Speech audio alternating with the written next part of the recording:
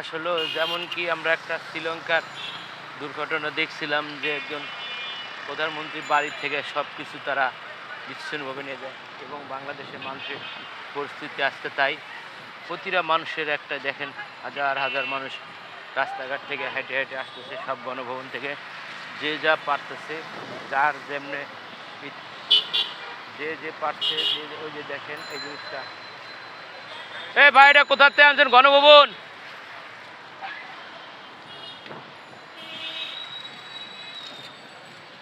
সবাই দেখেন একটা না একটা কিছু নিয়ে আসতেছে। আসলে মানুষ পুলিশের প্রতি বেশি হামলা। আর এখানে দেখেন এই যে বঙ্গবন্ধুর ছবিটার উপরে একবারে ভাঙ্গে চুরে কি অবস্থা করছে দেখেন।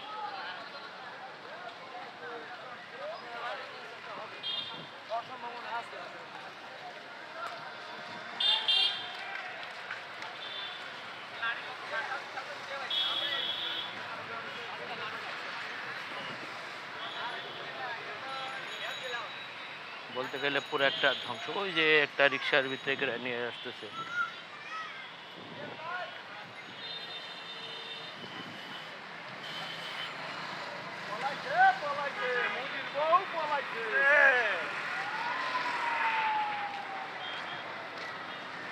প্রতিটা সাধারণ মানুষের একটাই চাওয়া ছিল যে এই সরকারের পতন করা। তাই তাদের আবেগগুলো তারা রাস্তায় বের হয়ে তারা প্রকাশ করতেছে এবং সর্বস্তরের মানুষ আজকে রাস্তায় বেড়ে গেছে।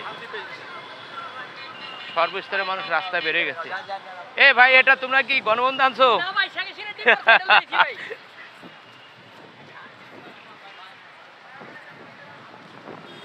আসলে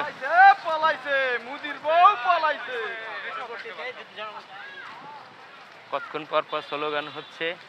আর এই যে এখানে আরেকটা দৃশ্য দেখেন, সেটা বলতে গেলে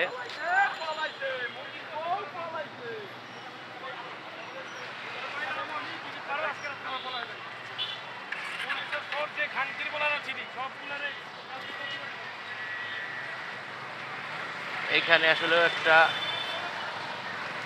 রিক্সা, অটো রিক্সাগুলো ধরে ধরে এই জায়গাগুলোয় রাখতো। তাই সাধারণ জনগণ এখানে এসে এটা ভাঙচুর করে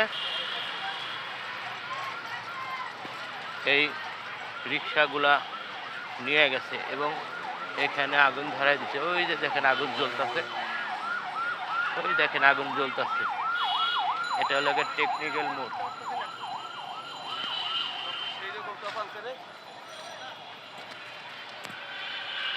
আসলে এতটা মানুষের আক্ষেপ ছিল,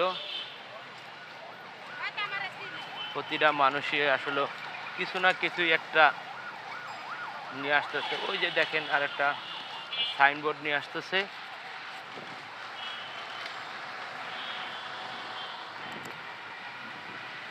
একটা সাইনবোর্ড হাতে কিসে যেন একটা নিয়ে আসতেছে। প্রতিটা মানুষ কিছু না কিছুই তারা নিয়ে আসতেছে।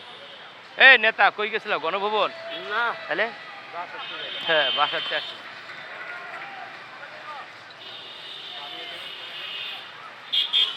দেখেন হাজার হাজার মানুষ, লাখ লাখ মানুষ, হাজার হাজার মানুষ, সর্বস্তরের মানুষ। কেউ লুঙ্গি পরে, কেউ প্যান্ট পরে, সবাই যে যার স্থান থেকে সবাই চলে গেছিল।